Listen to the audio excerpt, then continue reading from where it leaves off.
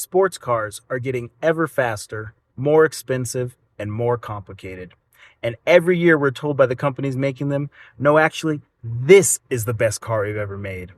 But there's one car that seemed to find its way onto every "what sports car should I buy" list for the last 20 years.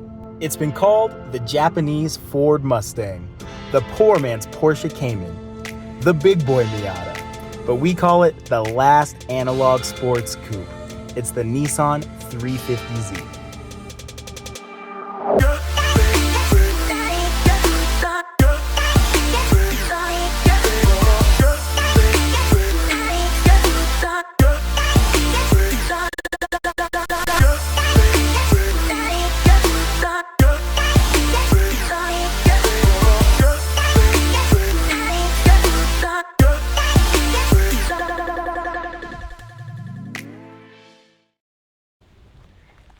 What's interesting about Z cars is that you kind of know you want one before you even sit in one.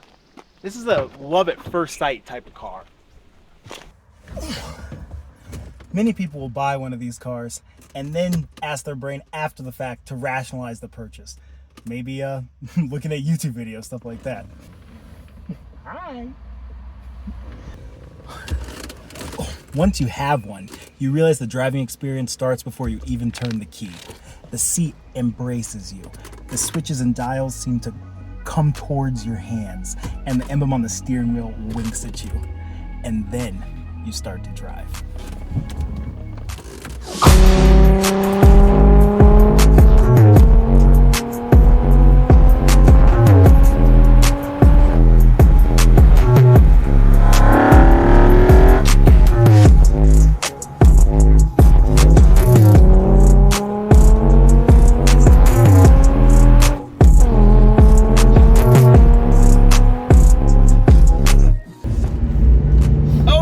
So this is our 2007 Nissan 350Z, a very beloved car to us.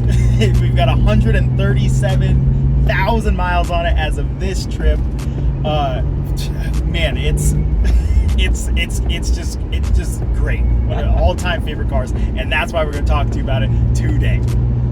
Yes, this thing has been our worst kept secret. Half of our subscribers love this car, the other half don't even know it exists. Yes. So we figured it was about time that we brought it back into the forefront and talk about it a little bit and what kind of give an idea of why this car is so special to not only us but to a lot of people.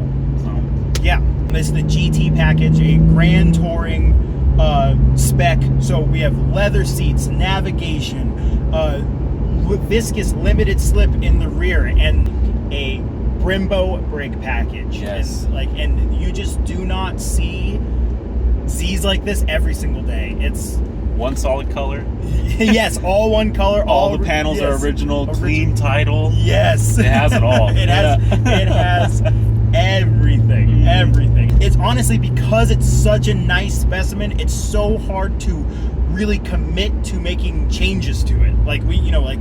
This feels like such a complete package. We really we have to really want something to mod it. We can count the number of mods that we have on this car on one hand. We have Nismo intakes in the front. We have the Tanabe medallion exhaust in the back. Just the sweetest exhaust for this VQ. Mm-hmm.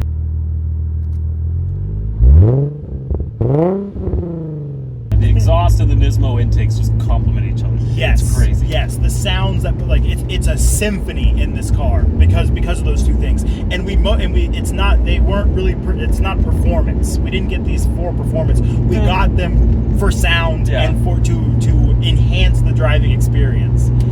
Tires and wheels. Yes, wheels and tires. Got ZM23s from Z1 Motorsports for the wheels, and Continental Extreme Contact Sport 2s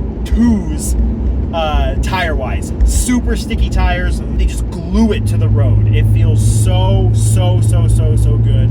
And then finally, the last little touch, we have a Nismo gas pedal, accelerator pedal. It has a little lip to help with your heel toe. Kicks off, so it's super easy to kick over, do the heel toe. It's phenomenal. But all these things really just to accentuate the driving experience. It's still on stock suspension. even with 140,000 miles, you know, it could probably be refreshed, but it feels so good.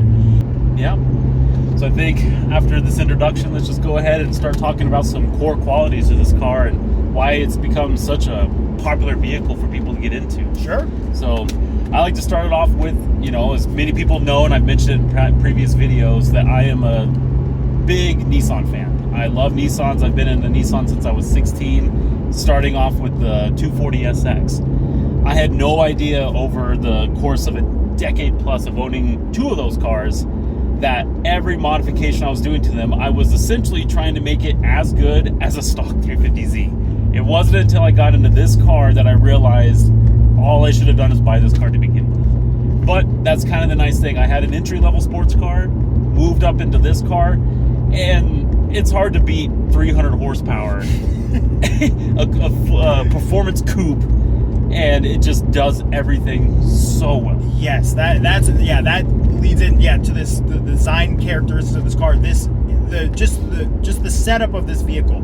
It's a 2-seater rear-wheel drive sports coupe with a naturally aspirated V6 pushing out over 300 horsepower, made it to the crispiest 6-speed manual. CD 009. The 009, baby. Yeah. Oh yeah, the whole package just comes together so smoothly.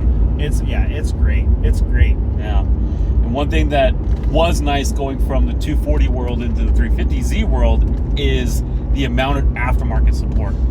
The amount of aftermarket, I mean, the wheels, Z1 Motorsport, there's a whole company where their entire business model is based off of this chassis. Yes. The G35, 37, the 350Z, 370Z. It's limitless. This is almost like Jeep Wrangler status of parts you can get for it. You can rebuild the entire car with aftermarket parts if you want to. And then, having such a robust aftermarket really helps, give this car a life 20 years later after they first started rolling onto showroom floors. So you can use these cars for anything. People drift them, people track them, people just daily them. People, you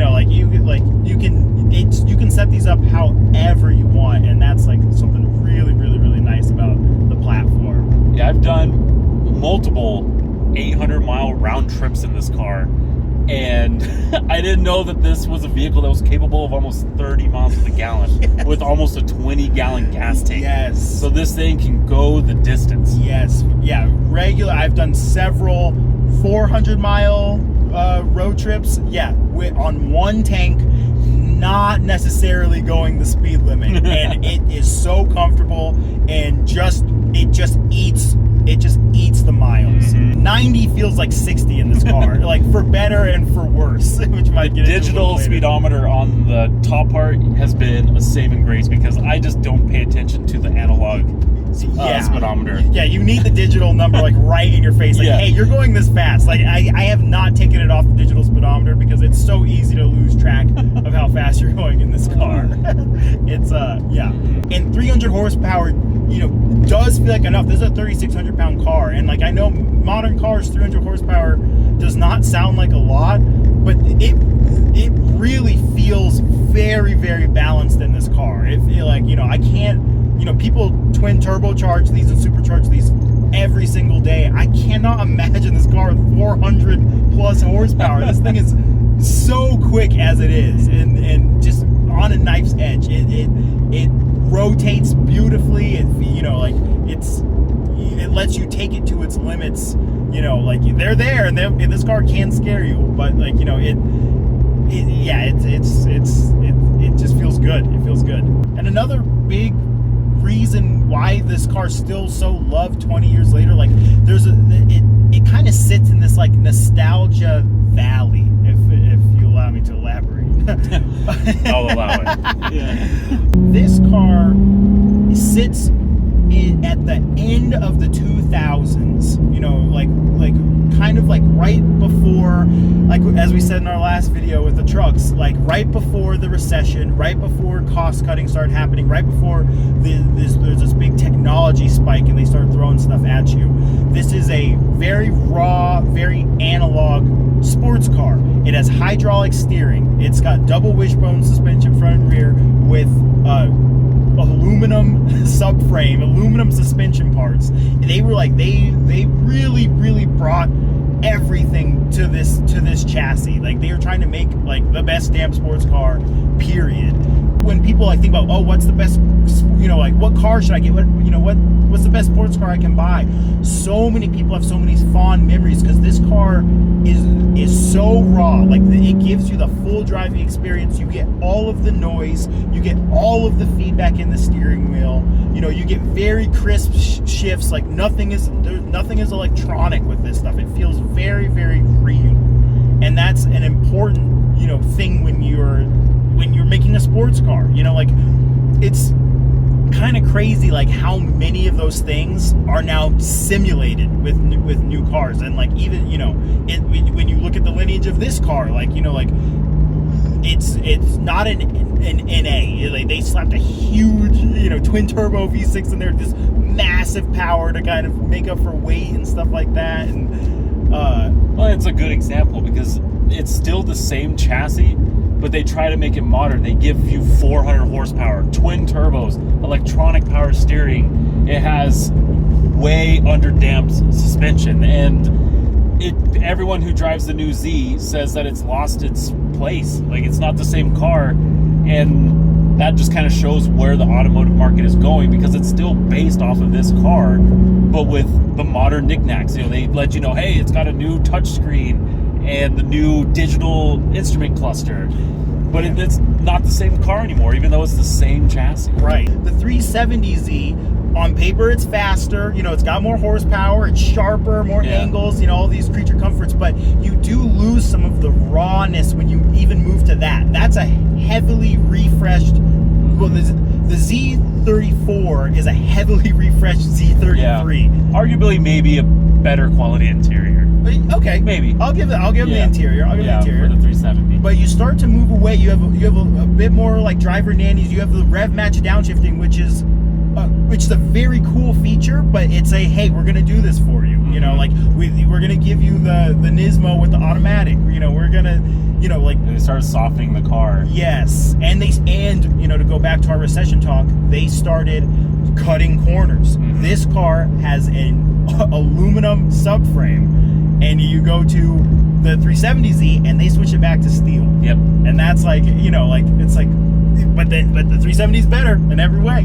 But like that, why did that happen? And you on the 370 you get the Akebono brakes. And I'm sure they stop great. I'm sure they're fine. But this car came came with optional Brembo brakes, and regardless of the stopping power, the size, and that stuff, like when you to see those gold Brembo brakes in the wheel well, it does mean something. Like the presentation is important. It does feel like, hey, this is this is the premium version of this vehicle. Hey, we're spending.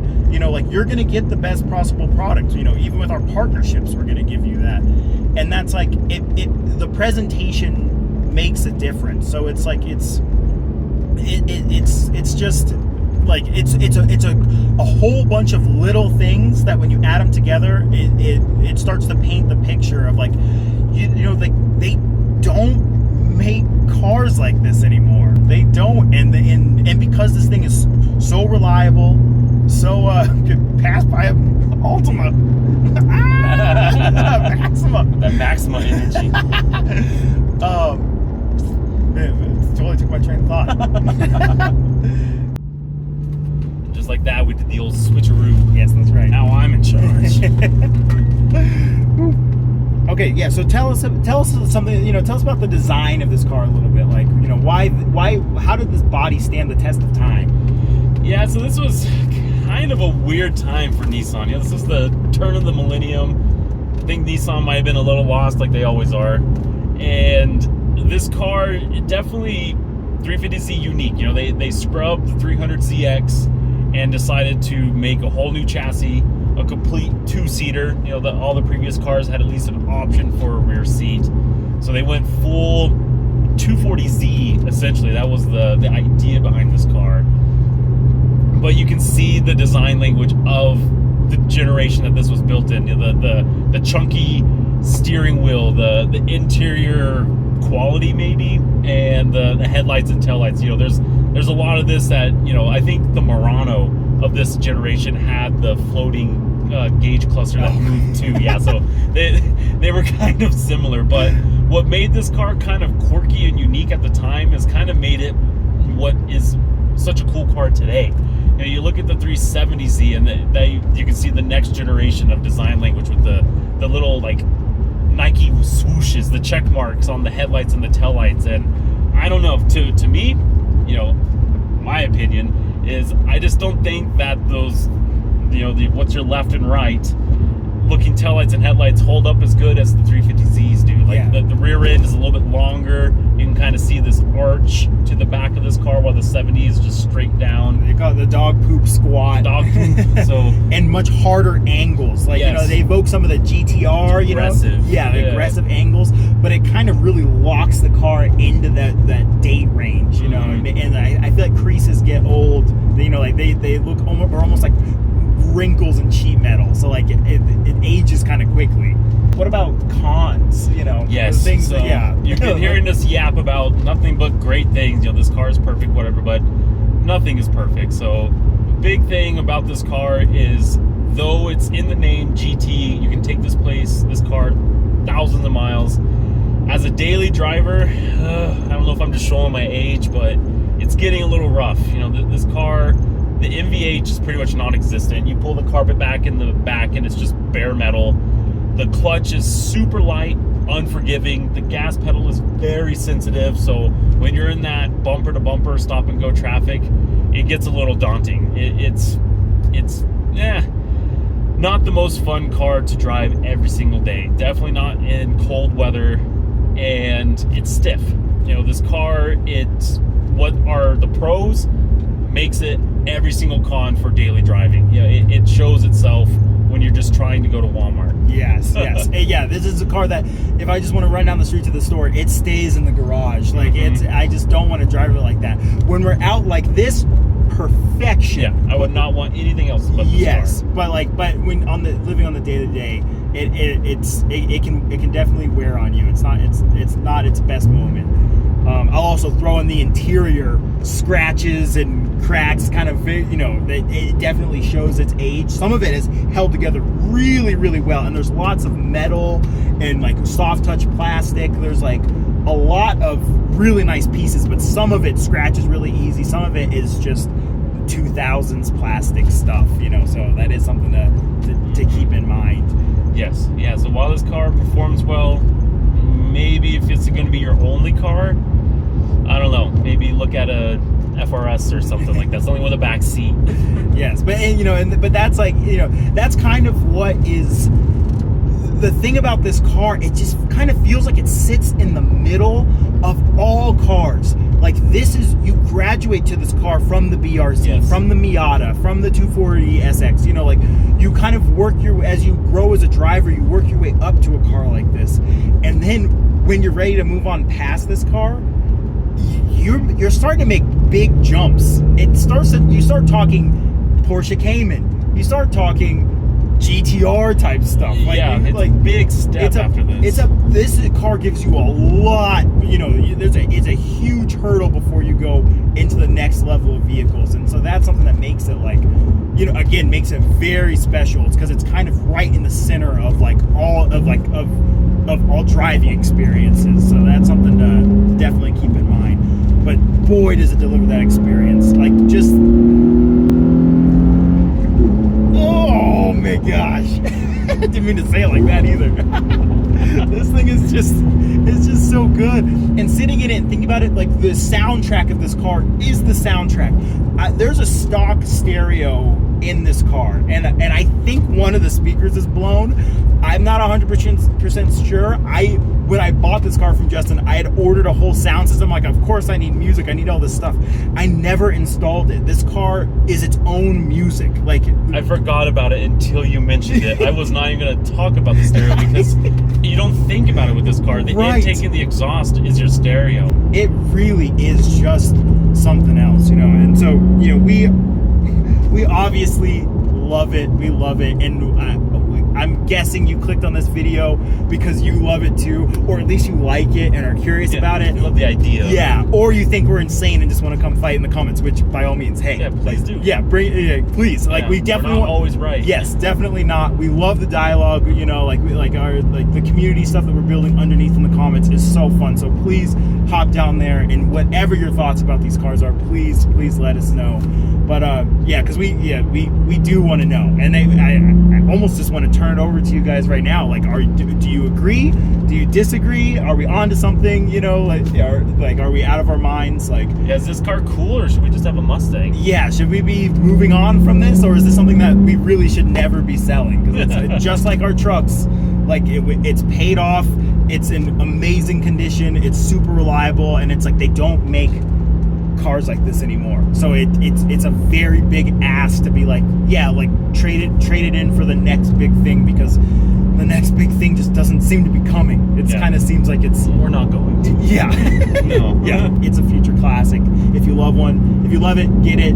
If you have it, hold on to it. And yeah, our plans for this car, you know, as we kind of said earlier on, it's tough for us to, like, you know, there are a few things we want to do, and so we're gonna put together a video list of the stuff we want to make and get that out on the channel sooner rather than later. We're not going to make you guys wait another year before you see another Z video. We promise. We want to drive this car more, do more stuff with it.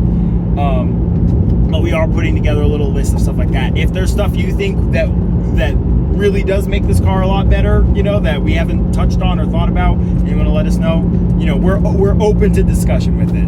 But yeah, we're just right now, I think we're just gonna, you know, take the rest of the afternoon cruising, having a good time. Yeah, we're done with you. We're gonna enjoy this car. Yeah, but you know, if you made it this far, thank you so much, you know, for watching and clicking on our video. Please consider watching our other stuff, liking, subscribing. Yeah, and we will see you guys in the next video. You're gonna see us. All right.